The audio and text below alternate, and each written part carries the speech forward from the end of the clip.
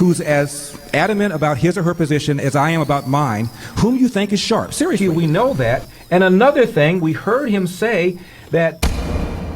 Hey sports fans, Larry Elder here. Welcome to edition number 74 of And Another Thing. If you'd like to be an Eldorado, go to LarryElder.com, fill out the form. You're going to get a free copy of Michael and Me. What is Michael and Me? Michael and Me is a feature-length documentary that I wrote, produced, and directed on the Second Amendment.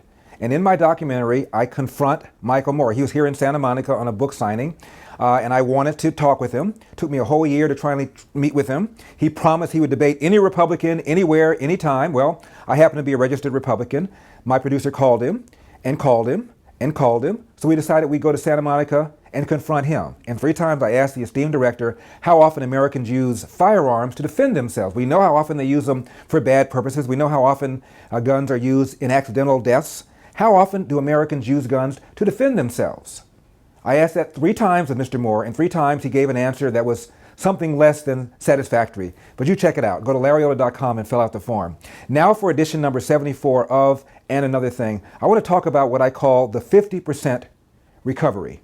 By that I mean this economy ought to be rocking and rolling at twice the speed and twice the job that's being created right now. The typical recession since the Second World War has averaged of almost 4 points in GDP growth. Right now, we're averaging about half that. I just talked to UCLA professor Leo Haney. He teaches economics at that school. And he said that if this were just a normal recovery, forget about what Ronald Reagan did by cutting taxes and by reducing the rate of domestic spending and by continuing the deregulation policies that were started under Jimmy Carter. Forget about that. Just under a normal, regular recovery, we would have 10 million more jobs than right now. I repeat, 10 million more jobs than we have right now. Now, why aren't people marching on Washington? I think it's because of this. I think it's because the access of indoctrination, you know what I mean by that, Hollywood media and academia have convinced people that this is about as good as we can expect. After all, George W. Bush whacked the economy, 2 unpaid for wars. You heard all this stuff. You heard of all this stuff. 2 unpaid for wars, more debt, blah, blah, blah, blah. And so I think many Americans, if not most Americans, even those who are Republican, feel on some level, you had the financial meltdown, you had to do TARP, you had the auto bailout. I mean, George Bush is just one guy. He's just a human. How much better could it have been under a President McCain or a President Romney? I think that's how people feel. How else do you explain it?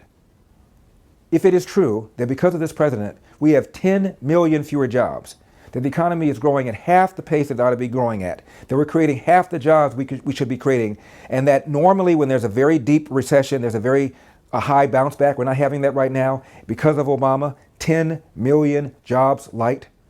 Why aren't people angry? Because they're convinced. They're convinced that George W. Bush was such a bad president, and after all, there's such major economic trends over which the president has no control. Then how come other countries are doing better? How come other countries that haven't raised taxes are doing better? This is a recession/recovery that is owned by this president. Remember before he became president, right after he got elected, he was president-elect, the Cato Institute put together a full-page ad. They got 400 economists, including several Nobel laureate, to say, Mr. President, don't raise taxes, lower spending, deregulate. He did the opposite.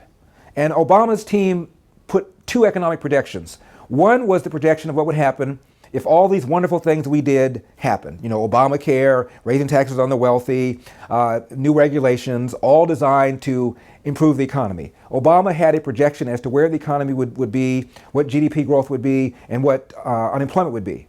He also had a projection of what things would do if he did nothing, what our GDP would be. I hope you enjoyed this small excerpt. If you want to see the full video, got to be in Eldorado. Go to my website, LarryElder.com, log in, fill out the form. It'll cost you about $4.75 a month, or about the price of a mocha frappuccino latte at your favorite coffee house. As you can tell, I don't like coffee. I'm a tea drinker. See you next time.